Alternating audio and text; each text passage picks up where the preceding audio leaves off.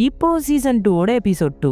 போன எபிசோட் எண்டான இடத்துல தான் காட்டுறாங்க. நம்ம பெர்லினை கன் முனையில இவங்க 3 பேரும் பிடிச்சிட்டு போறாங்க. அடுத்த சீன்ல ப்ரொஃபசர் காட்டினா வண்டியில போயிட்டு இருக்காரு. அவ இப்போதான் ரொம்ப நிம்மதியா இருக்கான்னு நினைக்கிறேன். அவ சந்தோஷமா இருந்தா என் பொண்ணும் சந்தோஷமா இருப்பா. அவளுக்கு ஒரு நல்ல வாழ்க்கை அமைஞ்சதுல எனக்கு சந்தோஷம் தான்ற மாதிரி பேசிக்கிட்டு இருப்பாரு. ப்ரொஃபசரும் தலையாட்டினே இருப்பாரு. என்ன ஏதாவது பிரச்சனையா? இல்ல லேசா வயிறு வலிக்கிற மாதிரி இருக்கு. நீங்க அந்த இடத்துல ஒரு காஃபி குடிச்சதை நோட் பண்ணேன். அந்த காஃபி குடிச்சா அப்படிதான் இருக்குன்ற மாதிரி அவர் சொல்வாரு. இந்த விஷயம் தெரியாம நான் 3 காஃபி குடிச்சிட்டேனே, வயிறு வேற ரொம்ப கலக்குது. சரி இருங்க, அடுத்த பெட்ரோல் பங்க்ல நான் நிறுத்துறேன்ற மாதிரி அவர் சொல்வாரு.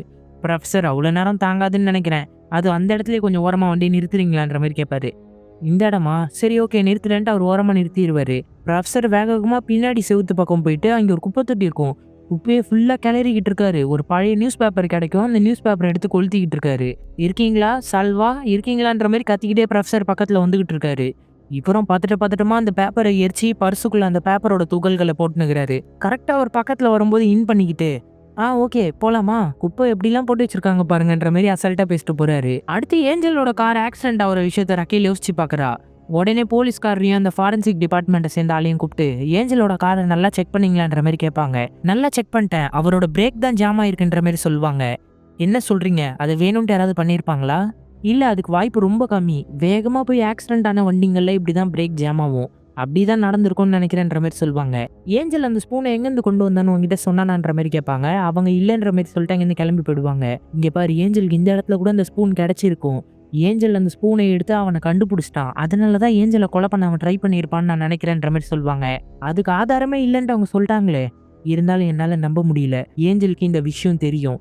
ஏஞ்சல் எந்திரிச்சிட்டான்னு தெரிஞ்சா மறுபடியும் கொலை பண்ண ட்ரை பண்ணுவான். என்கிட்ட ஒரு ஐடியா இருக்கு, கண்டிப்பா இந்த தடவை அந்த ட்ராப்ல அவன் சிக்குவான்ற மாதிரி சொல்றாங்க. ப்ரொஃபசர் கார்ல போயிட்டு இருக்கும்போது நீங்க சொன்னீங்கல்ல ரக்கேல் சந்தோஷமா இருக்கிறத பார்த்தா எனக்கு சந்தோஷமா இருக்குன்ட்டு. அப்படி நினைக்கிற ஒரு ஆளு உங்க ஒய்ஃபை நீங்க விட்டு போயிருக்க மாட்டீங்க, அதுவும் அவங்களோட தங்கச்சி கூட. இங்க பாருங்க, அது என் பர்சனல், அதை பத்தி நீங்க பேசக்கூடாது. புரியுது. ரக்கேலை விட அவங்க தங்கச்சி உங்களுக்கு பிடிச்சிருக்குன்னா நீங்க அவங்கள உண்மையா லவ் பண்ணீங்கன்னு நான் நினைச்சேன். ஆனா எப்போ நீங்க உங்க பொண்ணோட ஸ்கூல் டீச்சரை கூட விட்டு வைக்காத ஒரு ஆளுன்னு தெரிஞ்சுக்கிட்டேனோ அப்போவே நீங்க கேவலமான ஆளுன்னு எனக்கு தெரிஞ்சிருச்சு. இதுல கொடுமை என்னன்னா, ரக்கேல் சைக்காட்ரிக் டாக்டர் கிட்ட போயிட்டு இருக்கா. நீங்க தான் போகணும். ஏன்னா ஒரு பொண்ணை பொருளா தான் நீங்க பாக்குறீங்கன்ட்டு இவர் ரொம்ப பேசுவாரு. இதை கேட்ட உடனே ஒழுங்கு மரியாதை கார்ல இருந்து இறங்கடான்ட்டு கெட்ட வார்த்தையில திட்டுவாரு. நான் இறங்கினேன்னா இருக்கிற கோவத்துக்கு உன் மூஞ்சி முறைலாம் உடச்சிருவேன்ற மாதிரி சொல்லுவான். இறங்கு, நீயா நானா பாத்துக்கலான்ட்டு இவர் சண்டை போட ரெடி ஆகுறாரு.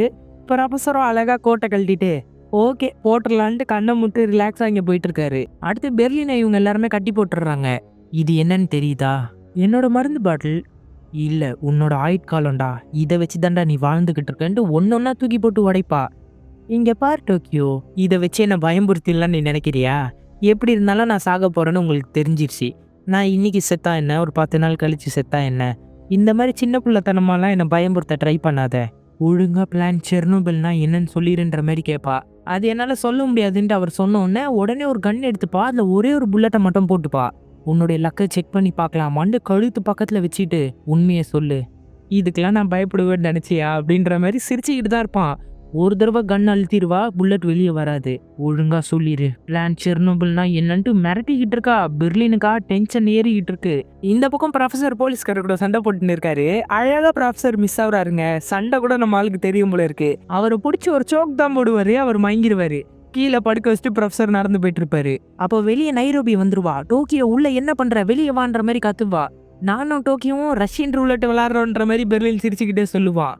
உன்னால எல்லாருமே பிரச்சனையில மாட்ட போறோம். உன்ன மாதிரி ஒரு அவசர கொடைக்கு நான் பார்த்ததே இல்லைன்ற மாதிரி கத்துவா. என்னால மாட்ட போறோமா? உன்னுடைய குழந்தைய தொலைச்சிட்டு கண்டுபிடிச்சிடலான்னு தேடிட்டு இருக்கல, உன்ன மாதிரி ஒரு பைத்தியக்காரச்சி நான் பார்த்ததே இல்லை. டோக்கியோ என்ன சொல்ற, கதவை தர. நீ எப்போ உன் குழந்தைய தொலைச்ச? 3 வயசுல தானே தொலைச்ச. இப்போ உன் பையன் வளர்ந்துருப்பான், உன்னை அடையாளமே தெரியாது. அவனுக்கு நல்ல அம்மா அப்பா கிடைச்சிருப்பாங்க. உன்ன மாதிரி கேவலமா போதை மாத்திரைக்கு குழந்தைய விட்டு போறவங்க அவங்க கிடையாதுன்னு சொல்ல இந்த பக்கம் நைரோபி அழ ஆரம்பிச்சிருவா. டோக்கியோ என்ன சொல்ற, இப்படி மறுபடியும் பேசாத. நம்பது அப்படி தாண்டி பேசுவேன், நீ சரியான கோழை. உன் புள்ள முன்னாடி நிக்க தெரியாத கோழடி நீன்ற மாதிரி கத்துவா. நைரோபி கண் கலங்கிக்கிட்டு டோர்ல கண்ணை வச்சு சுட போறா. டென்வர் அவங்க அப்பா தான் வந்து தடுப்பாரு. இந்த பக்கம் ரியோவே போதும் டோக்கியோ, நீ கொஞ்சம் ஓவரா போறியோன்னு எனக்கு தோணுதுன்ற மாதிரி சொல்லுவான். ரிஸ்க் எடுத்தா நீங்க தானே பரவாயில்லன்னு சொன்னீங்கன்ற மாதிரி பேசுறா. அடுத்து ப்ரொஃபசர் கார்டிக்கு ஓபன் பண்றாரு. சூட் கேஸ்குள்ள தான் எவிடன்ஸ் இருக்கு. அந்த எவிடன்ஸை எடுத்து ஊதி தள்ளிட்டு அவர் பர்சுக்குள்ள போட்டுன்னு வந்த நியூஸ் பேப்பரோட துகளை வந்து அதுக்குள்ள வச்சு செட் பண்ணிடுறாரு. இங்க பாரு, நம்ம அந்த ஸ்டாக்ஹோம் சிண்ட்ரத்தை பத்தி பேசியிருக்க கூடாது. நம்ம ஒன்றும் டாக்டர் கிடையாது. அந்த விஷயத்த நம்ம அப்புறம் கூட பேசிக்கலாம். தயவு செஞ்சு கதவை தொறன்ற மாதிரி சொல்லிட்டு இருப்பாரு. இந்த பக்கம் டோக்கியோ கதவை திறக்க கூடாதுன்னு கன்னை வச்சு மிரட்டிக்கிட்டு இருப்பா. பெர்லின் கூலா, சுடணும்னு நினைச்சா சுட்டுறணும். இந்த மாதிரி பேசிட்டுலாம் இருக்கக்கூடாது, புரியுதா? நீ என்ன சுட்டன்னு வச்சுக்கேன், உன்னுடைய லாஸ்ட் ஆப்ஷனான நானும் போயிடுவேன். அப்புறம் பிளான் செர்னோபில் என்னன்னு தெரியாம கடைசியில நீங்க எல்லாரும் தான் சாவீங்க. சுடு, இன்னும் எதுக்கு வெயிட் பண்ணிட்டு இருக்க? முடிஞ்சா என்ன சுட்டு கொன்று பார்க்கலாம் அப்படின்ற மாதிரி செம்ம கடுப்பா கத்திக்கிட்டு இருப்பான். கடைசியில் டென்வர் அவங்க அப்பாவே கதவை உடைச்சிட்டு கதவு திறந்துடுறாரு. நைரோபி வேகமா வருவா. டோக்கியோ கண்ணை வச்சுக்கிட்டு இருப்பாளா, புடிச்சு அப்படியே நெஞ்சாண்ட கண்ணை நிறுத்துவா. சிம்பாலிக்கா சொல்றா, இப்படி பேசினதுக்கு நீ என்ன சுட்டு கொன்னு இருக்கலான்ட்டு. டோக்கியும் ஒரு மாதிரி சோகமா கண்ணை இறக்கிட்டு அங்கேருந்து போயிடுறா. இந்த பக்கம் ப்ரொஃபசர் போலீஸ்காரர் எழுப்பிடுவாரு. சார், நார்மலாக சண்டை போட்டேன், நீங்கள் மயக்கம் போட்டீங்க, என்னை மன்னிச்சிருங்க, நான் கோவத்தில் சண்டை போட்டேன்ற மாதிரி ப்ரொஃபசர் மன்னிப்பு கேட்பாரு. இவர் வேகமாக கார்லேருந்து கன் எடுத்து ஒழுங்காக கையை தூக்கு, ஒரு போலீஸ்காரனை தாக்குனதுக்காக உன்னை நான் அரெஸ்ட் பண்ணுறேன்ட்டு போலீஸ் ஸ்டேஷன் கூப்பிட்டு போயிடுறாரு. அடுத்து ஹெல்சிங்கி ஆஸ்லோக்கு மரியாதை செலுத்திக்கிட்டு இருக்கான். அந்த இடத்துல பெர்லின் வந்து அவனோட ஆத்மா சாந்தி அடையட்டும், இப்போ வேலை இருக்கு, எந்திரிச்சு வா ஹெல்சிங்கின்னு சொன்னோன்னே ஹெல்சிங்கி டெரரா எந்திரிச்சு கிளம்பிட்டு இருக்கா. இந்த பக்கம் டோக்கியோ அசால்ட்டா கீழே இறங்கி போயிட்டு இருக்கும்போது பின்னாடி இந்த ஹெல்சிங்கி வந்து கழுத்தை பிடிச்சி இழுத்துட்டு போறான். அப்படியே அந்த இடத்துக்கு பெர்லினும் வரான். பெர்லினோட பிளான் தான் இது. அடுத்து டோக்கியோ வந்து ஒரு ஸ்ட்ரக்சர்ல போட்டு கட்டி வச்சிடறான். பக்கத்துல போய் டேப்பை பிரிச்சோன்னே, என்ன பண்ண போற, கொல்ல போறியான்ற மாதிரி கத்துவா. இன்னும் நீ ரொம்ப எனர்ஜியா பேசிட்டு இருக்கல்ல, அதெல்லாம் பண்ண போறது இல்ல, உனக்கான தண்டனை வெளியவே கிடைக்கும் டோக்கியோ அப்படின்ட்டு கையை அசைக்கிறான். கதவை திறந்துடுறாங்க. நான் உன்னை வெறுக்கிறேன்டான்ற மாதிரி கத்துவா. அப்புறமா என்ன வெறுத்துக்க, முடிஞ்ச சொர்க்கத்துல நம்ம மீட் பண்ணலாம், வரட்டா அப்படின்ற மாதிரி வெளியே தள்ளி விட்டுறாங்க. ஸ்ட்ரக்சரோட அவ வெளியே போறா. மொத்த போலீஸும் அங்க இருக்காங்க. கன் முனையில அவளை தூக்கிட்டு போறாங்க. டென்ட்ல இருக்க போலீஸ்காருக்கு டவுட் வருது, அவங்களோட ஆளியை அவங்க இதுக்கு வெளியே தள்ளுறாங்க. அவளை கீழே வச்சுட்டு 20 மீட்டர் ரேடியஸ்க்கு வாங்கன்னொடனே எல்லாருமே கன் எடுத்துக்கிட்டு தூரம் வந்துடுறாங்க. அவள் ஏதாவது பாம்பு வச்சிருக்க போறா, அவளோட ட்ரெஸ்ஸை கழட்ட சொல்லுங்கன்ற மாதிரி கத்துறாரு. இந்த சீன் அவ்வளோ பரபரப்பா இருக்கும். அவளும் எந்திரிச்சு நின்று அவளோட ஜாக்கெட்டை கழட்டி காட்டுறா. அவளை பிடிச்சி கூப்பிடுவாங்கன்னு சொல்லும்போது போலீஸ்காரங்க பக்கத்துல வருவாங்க. எல்லாரையும் அடிச்சு போட்டு ஓடிக்கிட்டு இருக்கா. இப்போதான் ரியோ உள்ளேருந்து வெளியே பாக்குறான். டோக்கியோன்ற மாதிரி கத்துவான் பாருங்களேன். டோக்கியோ திரும்பி பார்க்கும்போதே போலீஸ்காரங்க பிடிச்சிடுறாங்க. இப்போ ப்ரொஃபசர் சொன்ன ஒரு விஷயத்த இவ யோசிச்சு பாக்குறா. நம்பணும், நீங்க என்ன கடைசி வரைக்கும் நம்பணுன்ற மாதிரி ப்ரொஃபசர் சொல்லி ஒரு கிளாஸ் எடுக்கிறாரு. இந்த ஹைஸ்டில் 3 விஷயம் நடக்க வாய்ப்பு இருக்கு. ஒன்று, போலீஸ் கிட்ட நீங்க மாட்டலாம், காயப்படலாம், உயிர் கூட போகலாம். நீ போலீஸ் கிட்ட மாட்டா என்ன பண்ணுவ டோக்கியோன்னு கேட்பாரு. நான் எல்லாரையும் கொன்றுவேன்ட்டு சிரிச்சுக்கிட்டே சொல்லுப்பா.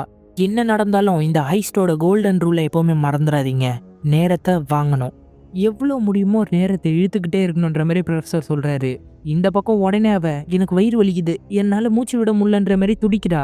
போலீஸ்காரங்க கிட்ட சொல்றாங்க, சரி டாக்டரை வர சொல்றோம், அவளை ஆம்புலன்ஸ் கூப்பிட்டு போங்கன்னு சொன்னோன்னே ஆம்புலன்ஸ் கூப்பிட்டு போயிட்டு இருக்காங்க. மறுபடியும் ஒரு ஃபிளாஷ்பேக்கை காட்டுறாங்க. ப்ரொஃபசர் அவரோட ரூமுக்கு போகும்போது டோக்கியோ உட்காந்துக்கிட்டு இருக்கா. நீங்க என்கிட்ட பொய் சொல்லிட்டீங்கன்ற மாதிரி சொல்றா. பெர்லினும் ப்ரொஃபசரும் கட்டி பிடிச்ச விஷயத்த டோக்கியோ பார்த்துருக்கா.